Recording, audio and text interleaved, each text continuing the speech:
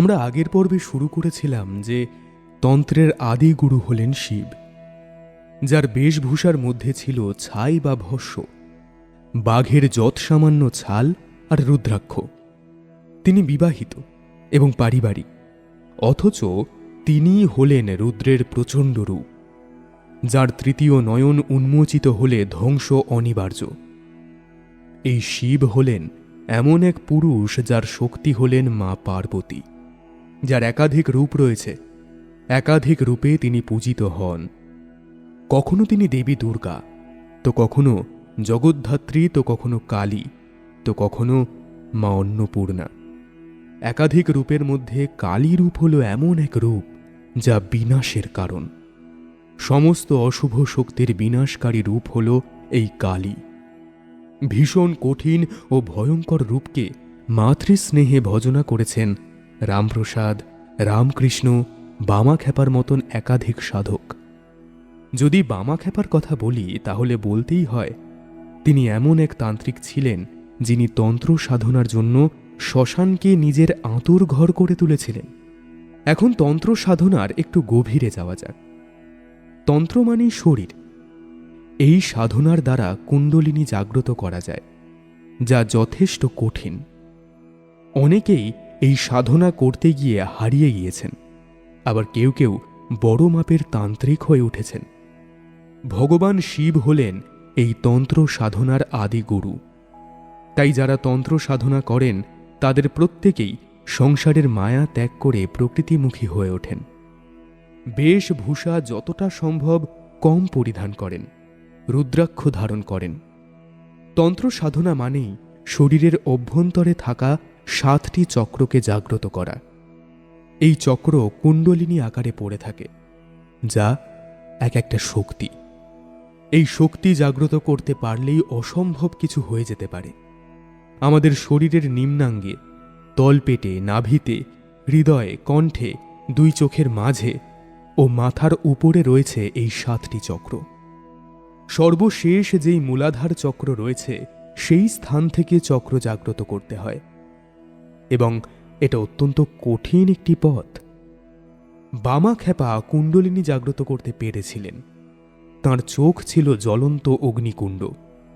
ওই চোখ কখনো রক্তে রাঙা হয়ে ওঠে, তো কখনো মা মা করে ব্যাকুল হয়ে ওঠে, কখনো শিশু, তো কখনো বজ্র আঁটুনি। সাধারণ মানুষের পক্ষে বামাকে বোঝা খুবই কঠিন। কেন বামা কুণ্ডলিনী শক্তির সাধনা করেন? এই ব্যাপারে এইটা জানতে হবে যে কুণ্ডলিনী শক্তি হল নারী শক্তির অন্যতম প্রতীক, এবং এটি শৈব সাধনার পরম অঙ্গ। হ্যাঁ, ভগবান শিবের সঙ্গী স্বয়ং মা পার্বতী ছিলেন সেই অঙ্গ। তিনি ছিলেন আদি শক্তি। তার শক্তিতে শিব পরমেশ্বর। এই পরমেশ্বর বা পরম পুরুষ বা পরম ব্রহ্ম ঈশ্বর হল নারীশ্বর। মানুষের একার দ্বারা মোক্ষ লাভ হয় না, সাথে তার স্ত্রী পত্নী সেই ফল ভোগ করে। আর এই জন্যই কথিত আছে, পতির পুণ্যে সতীর পুণ্য। আপনারা জানেন যে স্বয়ং রামকৃষ্ণ তাঁর স্ত্রী সারদা দেবীকে জননী রূপে পুজো করেন। এমনকি স্বয়ং শিবকে একবার মাতা পার্বতী স্তনপান করিয়ে শান্ত করেন, এবং সেই প্রস্তর মূর্তি এখনও তারাপীঠে পূজিত হয়। এই কথাগুলো বলার কারণ হল প্রত্যেক পুরুষ সম্পূর্ণ হয় নারী শক্তিতে। সে হতে পারে মা অথবা স্ত্রী। সাধক তথা তান্ত্রিক বামাখ্যাপা ছিলেন এমন একজন সাধক যিনি কিনা নিজে শিবের স্বরূপ হলেও তারামা ছিলেন তার বড় মা। একজন স্ত্রী হল এক পুরুষের অর্ধাঙ্গিনী। এর অর্থ হল একজন পুরুষের অন্তরে থাকে নারী শক্তি, আর সেই শক্তিকে জাগ্রত করতে পারলেই মহামায়া আদি শক্তিকে পাওয়া সম্ভব। হয়তো এই কারণেই একমাত্র আমাদের দেশেই মায়েদের মাতৃজ্ঞানে পুজো করা হয়। মায়ের পায়ের জবা হয়ে ওঠ না ফুটে মন, তার গন্ধ না থাক, যা আছে সে নয়রে ভুয়ো আবরণ। আসলে তন্ত্র হল এমনই একটি শাস্ত্র যার মাধ্যমে নিজেকে খোঁজা যায়, নিজের অন্তরের ঈশ্বরকে খুঁজে পাওয়া যায়। হ্যাঁ, আমাদের প্রত্যেকের মধ্যেই ঈশ্বর রয়েছেন, যে ঈশ্বর কোনো নির্দিষ্ট মূর্তি বা অবয়ব নয়। ঈশ্বরের বিভিন্ন রূপ, শুধু শক্তি এক। ওই একটা শক্তি আমাদের প্রত্যেকের মধ্যেই সমানভাবে বইছে, শুধু আমাদের প্রত্যেকের অবয়ব আলাদা। তন্ত্র সাধনার মধ্যে দিয়ে সেই অন্তরের ঈশ্বরের খোঁজ পাওয়া যায়, যেটা করতে পেরেছেন বহু সাধক, যাদের মধ্যে অন্যতম হলেন বামাখ্যাপা। বা অনেকেই ভাবেন যে তন্ত্র সাধনা কি বাড়িতে বসেই সম্ভব নয়, বা আজকাল শ্মশান মানেই ইলেকট্রিক চুল্লি, সেখানে সাধনা কি সম্ভব? এই প্রসঙ্গে বর্তমান সময়ের বেশ কিছু তান্ত্রিক এইটাই বলেন যে এমন শ্মশানে তন্ত্র সাধনা করা যায় যেখানে এখনো কাঠে দেহ দাহ করা হয় এবং চারিদিকে অন্ধকার থাকবে। হ্যালোজেনের আলোতে তন্ত্র সাধনা হয় না। আর এই তন্ত্র সাধনার উদ্দেশ্য হল ঊর্জা বৃদ্ধি, অর্থাৎ অন্তরের শক্তি বৃদ্ধি, অর্থাৎ কুণ্ডলিনী জাগ্রত করা। এবং এই ক্ষেত্রে চিতা হল একটি প্রতীক। যখন দেহ দাহ করা হয় তখন আগুন ঊর্ধ্বমুখী হয়ে দাউ দাউ করে জ্বলে। এইটাই হল শক্তি। সেই চিতার উপর বসেই চলে তন্ত্র সাধনা। এবং যেই সব ভূত পিশাচের কথা বলা হয় সেই সবই কাহিনী। আসলে চিতা হল ভস্ম, আর ভস্ম মানেই শেষ, মিশে যাওয়া। নিজেকে ওই চরম শক্তির সঙ্গে মিশিয়ে ফেলার নাম হল তন্ত্র সাধনা। কাল ভৈরব ও আদি শক্তির উদ্দেশ্যে চলে এই সাধনা, যার থেকে ঊর্জা বৃদ্ধি পায়। বামাখ্যাপা যেমন সরল বালকের মতন মায়ের সঙ্গে লীলা খেলা করতেন, তেমনি নির্ভীক চিত্তে চালিয়ে যান তন্ত্র সাধনা। সেই জন্যই আজও হিন্দু তান্ত্রিকদের মধ্যে অন্যতম হলেন বামাখ্যাপা। মানুষ ভবিষ্যৎ জানতে খুবই আগ্রহী, আর সেই জন্যই বেশিরভাগ মানুষ কুষ্টি বিচার করতে হাত দেখাতে যান জ্যোতিষীর কাছে। তাদের পরামর্শে জীবনে সফলতা বিফলতা নিয়ে ভাবনা চিন্তা করেন। কিন্তু এটা ভেবেছেন যে আজকের দিনে যদি আমি কর্ম না করি তাহলে ভবিষ্যৎ জেনে কি হবে? যাক, সেসব আলাদা প্রসঙ্গ। বরং আজ আমরা শুনব ত্রিকালদর্শী তারাপীঠের চলমান শিব কেমন ভবিষ্যৎবাণী করেছিলেন তাঁর সমসাময়িক মনীষীদের নিয়ে।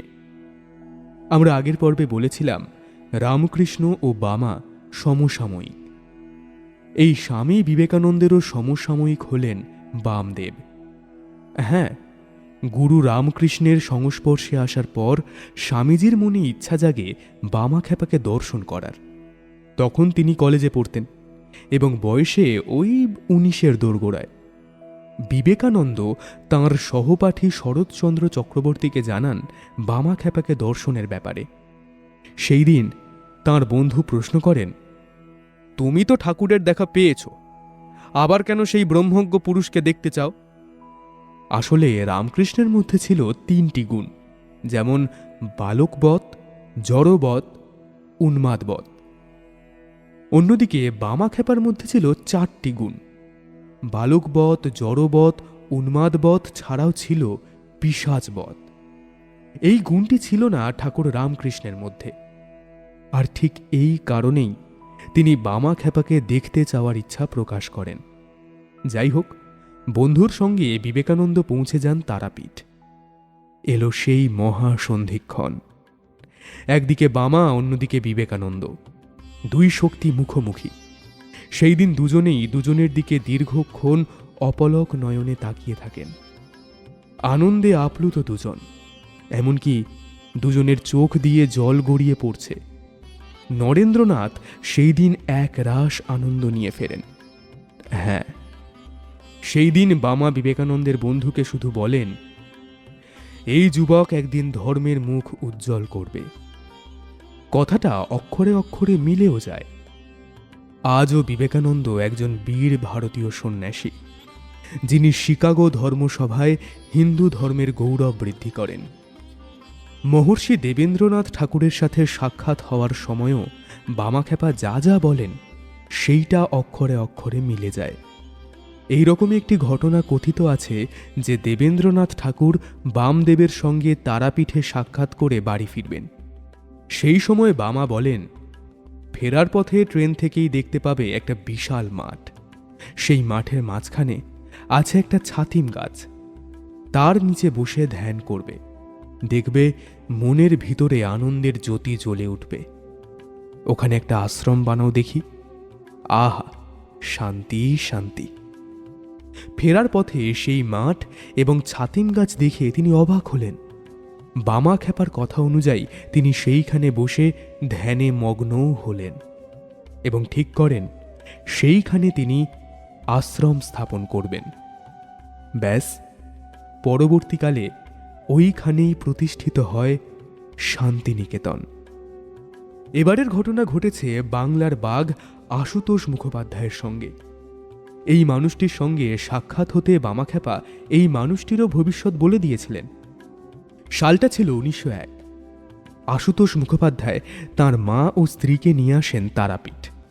মায়ের পুজো ছাড়াও বামাখ্যাপাকে দর্শন করতে চান তিনি। সেই ইচ্ছে নিয়েই আসা, দেখাও হয় দুজনের। সেই দিন আশুতোষ বামাখ্যাপাকে ভক্তি ভরে প্রণাম করতেই তিনি বলে উঠেছিলেন, যা যা যা, তোর মনোবাঞ্ছা পূর্ণ হবে, তুই শালা জজ হবি। তিনি তখন যদিও হাইকোর্টের আইনজীবী, কিন্তু মনে জজ হওয়ার ইচ্ছে খুব ছিল তার। এরপর 1904 সালে তিনি হাইকোর্টের জজ হন। ভাবা যায়, শুধু দেবেন্দ্রনাথ ঠাকুর নন, একবার বিশ্বকবি রবীন্দ্রনাথ ঠাকুর ও চারণকবি মুকুন্দ দাস ঠিক করেন তারাপীঠ যাবেন ও বামাখ্যাপার সঙ্গে সাক্ষাৎ করবেন। দুই কবি তারাপীঠ পৌঁছে সারা দিন অপেক্ষা করেন। অবশেষে সন্ধ্যায় দেখা পান বামাখ্যাপার। মুকুন্দ দাসকে দেখে বামাখ্যাপা একটাই কথা বললেন, তোর ফুটুস কলটা নদীতে ফেলে দিয়ে আয়। আসলে চারণ কবির কোমরে একটা রিভলভার গোঁজা ছিল, ওইটাই ফেলে দিতে বলেছিলেন বামা। তারপর তিনি রবীন্দ্রনাথকে বললেন, তোর খুব নাম ডাক হবে। সত্যি হয়েওছে। সেই দিন ওই দুজনকে তারামায়ের প্রসাদ খাইয়ে তবেই তিনি ছেড়েছিলেন। আসলে এই হলো খাঁটি ভবিষ্যৎবাণী। এর মধ্যে ছিল না কোনো ভণ্ডামি, ছিল না হাজারো কথার মার প্যাঁচ। শুধু এক বাক্যে ভবিষ্যৎ বলে দিয়েছিলেন তারামায়ের সুপুত্র বামাখ্যাপা।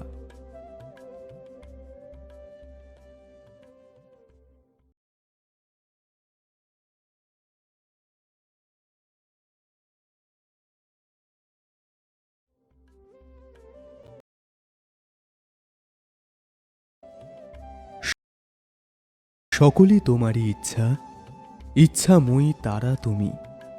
তোমার কর্ম তুমি করো মা, লোকে বলে করি আমি। সকলই তোমারই ইচ্ছা। দুচোখ বেয়ে ঝরে পড়ছে অশ্রুধারা। এ কেমন ভক্তি! মন ব্যাকুল, চোখে মিশেছে আবেগ।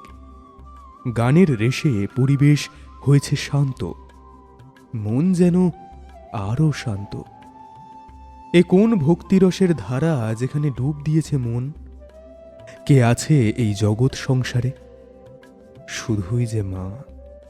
চারিদিকে শুধুই মায়ের লীলা খেলা। মা যা চান তাই যে হবে। তুমি আমি কে? মায়ের ইচ্ছাকে নিজের ইচ্ছা বলে চালানোর তুমি আমি কেউ নই। সৃষ্টিতে মা, অন্তে মা, ভালোতে মা, মন্দেও যে মা। মা, আমার সাধনা মিটিল, আশা না পুরিল, সকলই ফুরায় যায় মা। জনমের শোধ ডাকি গো মা তোরে, কোলে তুলে নিতে আয় মা। সকলই ফুরায় যায় মা। পৃথিবীর কেউ ভালো তো বাসে না, এ পৃথিবী ভালোবাসিতে জানে না। হবে গাড়ি, হবে বাড়ি, হবে মোটা ব্যাংক ব্যালেন্স, চাকরি চাই, গদি চাই, চাই মোটা সোনার চেন। প্রার্থনা কি এইগুলোই? তাহলে মাকে পাবে কি করে? সাধ যে মিটবে না, আশাও যে পুরোবে না। শুধু বয়ে যাবে ইচ্ছের স্রোত। গা ভাসালেই পাওয়া যাবে পার্থিব সুখ। কিন্তু একদিন সেই সুখ হারিয়ে যাবে চোরাবালিতে। তখন কে টেনে তুলবে, কে দেবে সেই পার্থিব সুখ? পকেট গরম না থাকলে মিলবে না চিকিৎসা, হবে না সংসার, থাকবে না বন্ধুত্ব, মিটবে না স্বাদ। তাহলে হেরে যেতে হবে, কাঁদতে হবে, নাকি অসামাজিক কাজ? মা আছেন, তিনি যদি একবার কোলে তুলে নেন, জন্মের সব ইচ্ছা এক লহমায় বিলীন হয়ে যাবে, মুক্ত হবে মন। ও তার গন্ধ না থাক যা আছে, সে নয়রে ভুয়ো আভরণ। মায়ের পায়ের জবা হয়ে ওঠ না ফুটে মন। তারা মায়ের পায়ের জবায় শিশু বামা প্রথম চিৎকার করে ও নিজের মায়ের স্তন পান করে। সেই মায়ের ফুল যে কত শক্তিশালী সেটা হয়তো অনেকেরই জানা।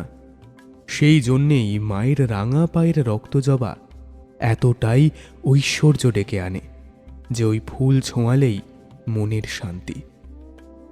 চাই না মাগো রাজা হতে, রাজা হবার স্বাদ নাই মাগো, দুবেলা যেন পাই মা খেতে, চাই না মাগো রাজা হতে। রাজা হয়ে কি হবে? দুবেলা খেতে যে পায় সেই তো রাজা। যারা দিন দুঃখী, যাদের দুবেলা অন্ন জোটে না, তার থেকে যে দুবেলা খেতে পায় সেই তো আসল রাজা। এই মায়ের দেশে যে অভুক্ত থাকে সে যে কতটা দুঃখী সেই বোঝে। কিন্তু মায়ের নাম নিতে নিতে যদি কর্ম করে যাওয়া যায়, তাহলেই তো সে আসল রাজা। জ্ঞান সমুদ্রের মাঝেরে মন, শান্তিরূপা মুক্তা ফলে। তুমি ভক্তি ভরে কুড়ায় পাবে, শিব যুক্তি মতো চাইলে, ডুব দেরে মন কালী বলে। এ এক অথৈ সমুদ্র, যেই ভবসাগর পার করা খুবই কঠিন। মনে ভক্তি আর অপার জ্ঞান না থাকলে এই অতল জল পার করা মুশকিল। মনে ভক্তি আর অন্তরে প্রেম থাকলে যুক্তি ছাড়াই শিব পাবে, ওই অতল জলে কালী পাবে, ডুব দেরে মন কালী বলে। পরের পর্বে আমরা শুনব বামা খ্যাপার অদ্ভুত মৃত্যু রহস্য।